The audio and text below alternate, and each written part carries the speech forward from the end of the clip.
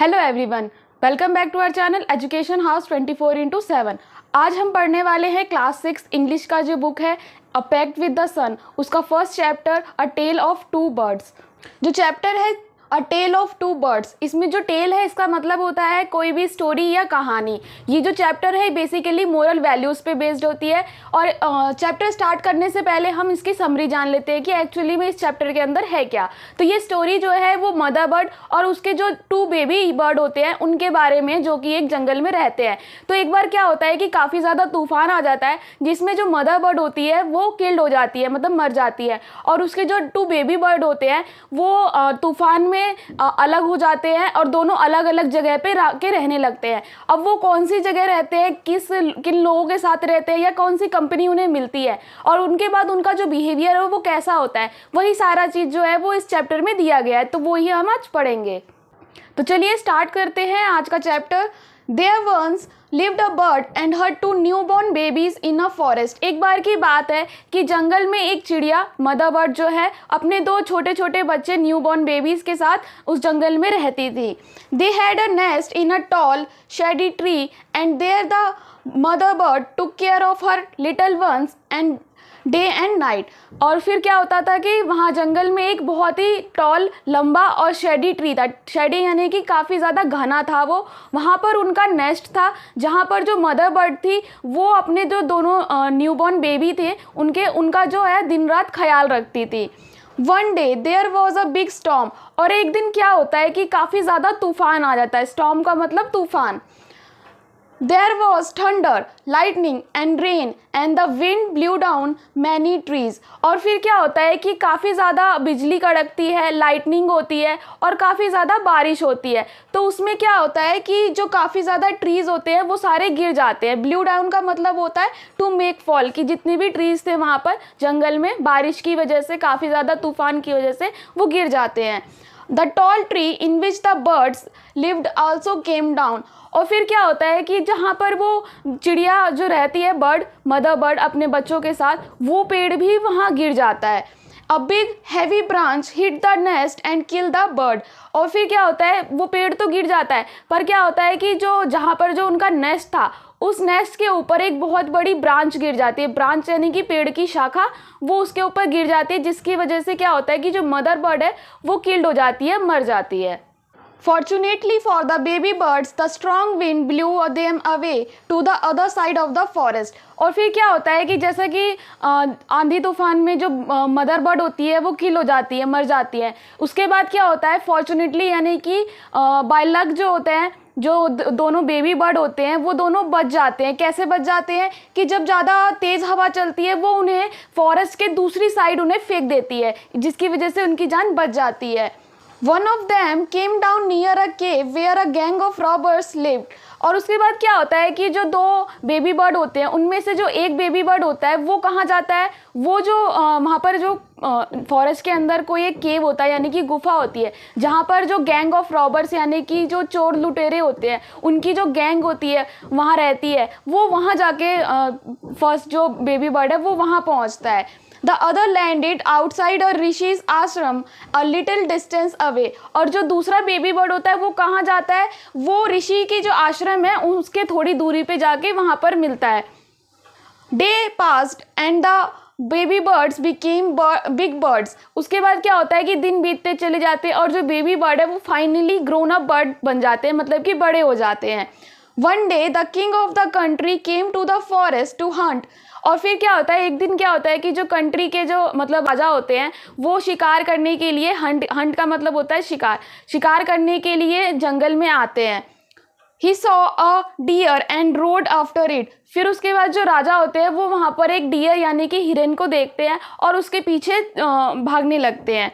It ran deep into the forest follow by the king. उसके बाद क्या होता है, जैसे जैसे जो हिरन होता है वो जंगल में भाग रहा होता है उसके पीछे पीछे जो राजा होते हैं वो भी उसको फॉलो करते करते घने जंगल में पहुंच जाते हैं। तो क्या होता है कि जो किंग होता है वो डियर के पीछे पीछे उसका फॉलो करते करते एक घने जंगल में पहुंच जाता है। उसके बाद soon the king lost his way and did not know where he was. और उसके बाद क्या होता है, जो किंग यानी कि राजा जो होता है वो अपना रास्ता जो होता है भूल जाता है और उसको पता नहीं होता है कि वो अब कहाँ पहुँच चुका है। He rode on for a long time till he came the other side of the forest. उसके बाद क्या होता है, वो जब तक घोड़े पे चलता रहता है जब तक वो फॉरेस्ट के दूसरी तरफ नहीं पहुंच जाता है।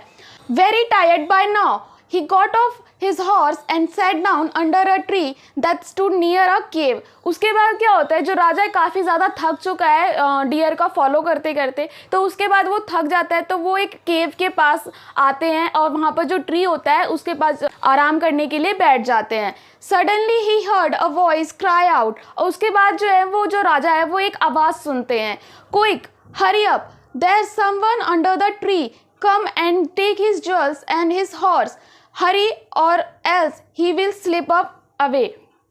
उसके बाद क्या होता है कि वो एक आवाज़ सुनते हैं कि जल्दी करो, जो पेड़ के नीचे है कोई आके बैठा हुआ है, जल्दी से उसके जितने भी ज्वेल्स हैं यानी कि जो भी ज्वेलरी उसने पहनी हुई है वो ले लो और उसका जो हॉर्स है घोड़ा है वो भी ले लो, इससे पहले कि वो कहीं चला ना जाए।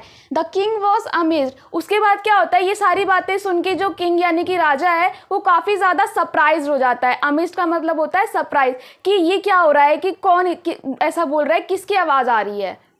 जो किंग होते हैं उन्होंने कुछ आवाज़ें सुनी होती है। उसके बाद क्या होता है, he looked up and saw a big brown bird on the tree under which he was sitting.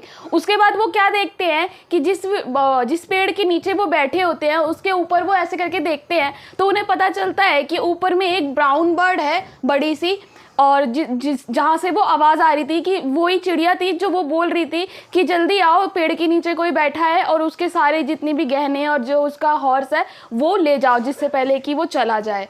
He also heard faint noises issuing from the cave। उसके बाद क्या होता है कि जो राजा होते हैं वो उन्होंने कुछ आवाज़ें और दोबारा सुनी होती है।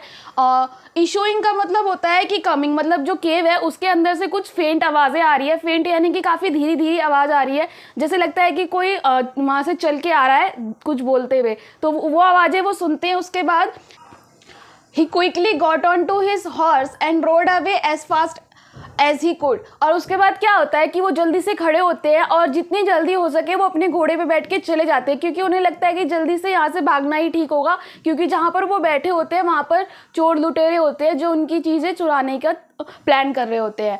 सून he came to a clearing which look like an ashram. उसके बाद क्या होता है कि जब वो वहाँ से अपने घोड़े के ऊपर बैठ के फिर वापस जाते हैं तो वो आश्रम जो होता है, मतलब एक ऐसी जगह पहुँचते हैं जो कि क्लियरिंग मतलब कि काफ़ी खुला होता है एरिया, जो देखने में एक आश्रम की तरह लग रहा होता है। इट वॉज द ऋषिज आश्रम, और वो जो आश्रम है वो किसी एक ऋषि का होता है। The king tied his horse to a tree and set down in its shade. उसके बाद क्या होता है, जो किंग है वो अपने घोड़े से उतरते हैं, अपने घोड़े को जहाँ वहाँ पर जो एक पेड़ होता है उससे बांध देते हैं और उसी पेड़ के नीचे वो बैठ जाते हैं। Suddenly he heard a gentle voice announce. उसके बाद क्या होता है कि वो काफ़ी प्यारी, जेंटल का मतलब काफ़ी अच्छी और काफ़ी प्यारी आवाज़ जो है वो सुनते हैं, जो वो बोलते हैं कि वेलकम टू द आश्रम sir, please go inside and rest, the Rishi will be back soon.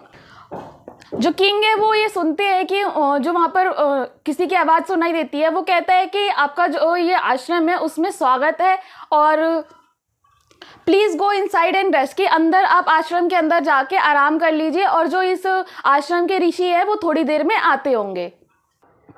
There's some cold water in the pot, please make yourself comfortable। उसके बाद जो है उनको जो आवाज़ सुनाई देती है उसमें ये बोला जाता है कि वहाँ पर एक पॉट रखा है जिसमें थोड़ा सा ठंडा पानी है, आप उसे पीजिए और अपने आप को कंफर्टेबल फील कराइए, मतलब कि आप वहाँ जाके अंदर जाके बैठ जाइए और रिलैक्स फील करिए। The king look up and saw a big brown bird in the trees. उसके बाद क्या होता है कि जो किंग है वो इस शौक हो जाते हैं कि ये आवाज़ कहाँ से आ रही है, तो वो ऊपर करके देखते हैं तो उन्हें पता चलता है कि ऊपर जिस पेड़ पे वो बैठे हैं वहाँ पर एक बिग ब्राउन कलर की चिड़िया है। ही वॉज अमेज्ड, वो काफ़ी ज़्यादा सरप्राइज हो जाते हैं। This one looks like the other bird outside the cave, he said to himself loudly. उसके बाद क्या होता है, वो खुद से ऐसे काफ़ी तेज़ी से बोलते हैं, अरे ये तो वही चिड़िया है, मतलब उसके जैसे ही लग रही है जैसी चिड़िया मैंने केव के बाहर देखी थी। You are right sir, answer the bird. उसके बाद क्या होता है, जो चिड़िया ऊपर बैठी होती है वो बोलती है कि यू आर राइट सर, कि आप सही बोल रहे हैं।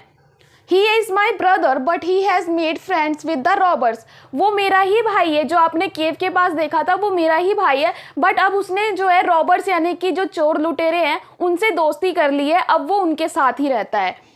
ही now talks as they do, और वो बातें भी बिल्कुल वैसे ही करता है जैसे वो चोर यानी कि रॉबर्स करते हैं। He does not talk to me any more, और वो मुझसे बात बिल्कुल भी नहीं करता है। Just then the rishi enter the ashram, और उसके बाद क्या होता है कि जिस ऋषि का वो आश्रम होता है वो वहाँ पर आ जाते हैं।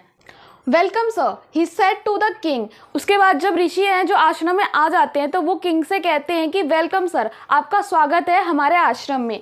Please come inside and make yourself at home. आप अंदर आइए आश्रम में और अपने आप को घर में जैसा आप फील करते हैं बिल्कुल वैसा ही फील कीजिए। मेक योरसेल्फ एट होम का मतलब होता है कि बी कंफर्टेबल। बी कंफर्टेबल को हम ऐसे भी कह सकते हैं कि मेक योरसेल्फ एट होम, मतलब कि जैसा कि आप घर में रिलैक्स करते हैं, कंफर्टेबल फील करते हैं, वैसा ही आप यहाँ भी कीजिए। यू लुक टायर्ड, कि आप ज़्यादा थके हुए लग रहे हैं। Rest for a while then you can share my food. उसके बाद जो ऋषि है वो किंग से कहते हैं कि आप थोड़ी देर आराम कर लीजिए, उसके बाद जो है हम अपना खाना, मतलब जो हम खाना खाते हैं वो आपके साथ शेयर करेंगे, दोनों साथ में खाएंगे। The king told the rishi the story of two birds and how each had behaved so differently though they looked so alike। उसके बाद क्या है, थोड़ी देर के बाद जब किंग और ऋषि दोनों साथ में बैठे होते हैं तो जो किंग है वो ऋषि को बताते हैं कि कैसे जो दो उन्होंने बर्ड देखे, एक जो आश्रम में और एक जो केव के पास है, दोनों देखने में काफ़ी ज़्यादा सिमिलर है, और बल्कि सिमिलर होने के बाद भी उनका जो बिहेवियर है वो काफ़ी ज़्यादा डिफरेंट है। The forest is full of surprises he said. उनके बाद वो बोलते हैं कि जो फॉरेस्ट है, मतलब कि जो जंगल है वो काफ़ी ज़्यादा सरप्राइजेस से भरा हुआ है, यहाँ पर अलग अलग चीज़ें देखने को मिलती हैं। The Holi man smile and said after all one is known by the company one keeps. उसके बाद जो ऋषि है यानी कि होली मैन है वो स्माइल करते हैं और बोलते हैं कि आखिरकार ये सब इसीलिए कि किसी एक ने अपनी कंपनी कैसी चूज़ की है। अगर उसने अच्छी कंपनी चूज़ की है तो वो अच्छा बिहेव करेगा, और अगर उसने बेकार कंपनी चूज़ की है तो वो ऐसा ही बेकार बिहेव करेगा। That bird has always heard the talk of the robbers. अब जो ऋषि हैं वो किंग को बताते हैं कि जिस चिड़िया से या जिस बर्ड से आप पहले मिले थे वो हमेशा रॉबर्स की बातें सुनता रहता था, चोरी कैसे करनी है या फिर कैसे लोगों को लूटना है, वो उनकी बातें सुनता रहता था। He imitates them and talks about robbing people. और फिर क्या करता था कि वो उनकी नकल करता था। इमिटेट्स मतलब किसी को कॉपी करना या उनकी नकल करना, उनको नकल करता था और कैसे लोगों को रॉब करना या उनको कैसे उनसे चोरी करना है, तो वो उनसे वही चीज़ सीखता था। This one has repeated what he has always heard. और जो ये चिड़िया यानी कि जो ये बर्ड हमारे आश्रम में है उसने वही किया जो उसने यहाँ पर देखा। ही वेलकम्स पीपल टू द आश्रम। वो जितने भी लोग आश्रम में आते हैं उन सबका वेलकम करती है। Now come inside and rest, I will tell you more about this place and this birds. और उसके बाद जो है ऋषि जो है वो किंग को कहते हैं कि आइए आप अंदर आइए आश्रम में, मैं आपको इस जगह के बारे में और जो दो बर्ड्स हैं इनकी जितनी भी कहानी है उन सब के बारे में बताता हूँ। तो ये थी हमारी छोटी सी एक स्टोरी। उसके बाद क्या होता है, स्टोरी से हमें ये सीखने के लिए मिलता है कि जैसे ही हम कंपनी चूज़ करेंगे तो हमारा बिहेवियर, हमारी जो थॉट प्रोसेस है और हम जो कोई भी चीज़ करते हैं सामने वाले को देख के, वो सब उनके जैसा हो जाएगा। अगर हम गुड कंपनी में रहेंगे तो हम अच्छे लोगों की तरह से ही काम करेंगे। फॉर एग्जांपल आपका कोई दोस्त है, वो बोलता है अरे चल ना यार क्या पढ़ना इतना ज़्यादा, कल पढ़ लेंगे, या फिर एग्ज़ाम में हम चीटिंग कर लेंगे। तो ऐसे क्या होगा कि हम जैसे हमारे दोस्त रहेंगे, हम एक दिन उनको इग्नोर करेंगे, 2 दिन, फिर तीसरे दिन क्या होगा कि हम सोचेंगे चलो इसने किया है हम भी कर लेते हैं। तो इससे क्या होता है कि जैसी हमारी कंपनी होगी हम भी वैसे ही हो जाएंगे। तो इसीलिए अक्सर हमारे पेरेंट्स या हमारे टीचर्स हमें कहते हैं कि हमेशा हमें गुड कंपनी में रहना चाहिए। तो ये सारा कुछ था अ टेल ऑफ टू बर्ड, यानी कि जो भी हमारा चैप्टर था उसके बारे में। आपको ये चैप्टर जो है इसकी स्टोरी कैसी लगी आप कमेंट में बताना ना भूलें।